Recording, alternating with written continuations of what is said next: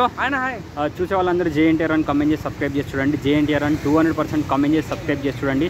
భయ్య, ఇప్పుడు ఆయుధ పూజ సాంగ్ మీకు ఎలా అనిపించింది అన్న? ఆయుధ పూజ సాంగ్ చెప్తున్నా, ఫియర్ సాంగ్ కన్నా, చుట్టుమలే సాంగ్ కన్నా, మన దౌద సాంగ్ కన్నా ఈ సాంగ్ లో ఉన్నది భయ్య మాస్ మాస్ మాస్.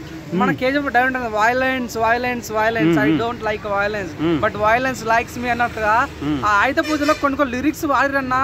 అంటే ఒక చిన్న పిల్లని కూడా సాంగ్ అంటే నీ అబ్బా కత్తి తీరా నా సామి రంగా అన్నట్టు ఉంటుంది అనమాట.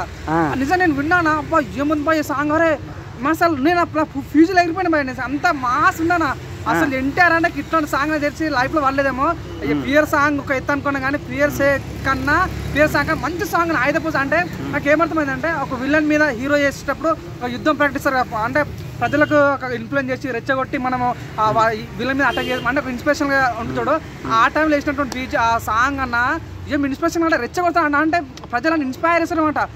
మన శత్రు పని మనం యుద్ధం చేయాలి, ఎట్టి పరిస్థితుల్లో శత్రుని మన కాలం ఉంచాలి ఎవరికి సలహా ముంచుతాను డయల్. అబ్బా ఏముంది మస్తు మాస్ ఉందన్న, మస్తు వైలెన్స్ కనిపిస్తాను నాకైతే. ఆ బీజం భయ్యా బక్కోడు ఏం కొట్టింది భయ్యా, సాంగ్ లిరిక్స్ ఎవరు రాసినా పక్కన పెట్టగానే బీజం కొట్టిన భయ్యా, డ్రమ్స్ ఏం బాయ్స్ కుక్కని ఉంటే భయ్యా బీజం అయితే మస్తు అనిపించింది. సో ఆయుధ పూజ సాంగ్ చెప్తున్నా, సినిమాలో మన ఇప్పుడు జస్ట్ వింటున్నట్టు అనిపించింది. సినిమాలో పోయిన తర్వాత ఆ సాంగ్ వింటే మాత్రం భయ్యా నాకు తెలిసి ఇంటర్వెల్ ఉండొచ్చు, ఇంటర్వెల్ మాత్రం రచ్చ మొత్తం బట్టలు దింపుకోవచ్చు ఛాన్స్ ఉందన్న. సినిమా చూస్తున్నప్పుడు మీకు ఎలా అనిపిస్తుంది ఎన్టీఆర్ అన్న ఎంట్రీ వచ్చినప్పుడు?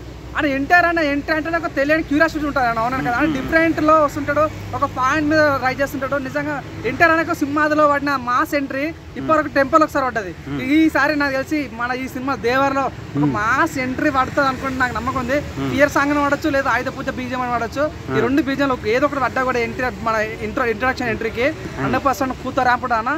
నాకు నమ్మకం ఉంది. నాకు ఈసారి సినిమా స్టోరీ కన్నా కూడా సాంగ్ చూడడం కోసం సినిమాకి వెళ్ళొచ్చు అన్న ఫీలింగ్ కలిగింది అన్న. అంటే ఇప్పుడు మరి సినిమా హిట్టే అనుకుంటున్నారా? అండ్ ఎన్టీఆర్ అన్న లుక్ ఎలా అనిపించింది మరి? అన్న ఎన్టీఆర్ అన్న చాలా ఎనర్జెటిక్గా చాలా యంగ్గా అనిపించడం నిజంగా. తన వింటేజ్ లుక్ తనలో కనిపించడం కానీ, తన డైలాగ్ డెలివరీ కూడా కానీ చాలా బాగుంటుంది. ఈసారి ఈ సినిమా మీద నాకు నమ్మకం ఉందన్న. ఈ సినిమా మాత్రం 100% పాన్ ఇండియాలోనే మంచి #1 మూవీగా మారబోతుంది. తన సత్తా దాటుకునే సినిమా అన్న. RRRలో చాలా మంది అన్నారు డ్యూయల్ ఉంది కాబట్టి సినిమా ఇటు కొట్టింది, ఎన్టీఆర్ సింగిల్గా రమ్మని అన్నారా, ఇప్పుడు రాబోతుంది సింగిల్గా.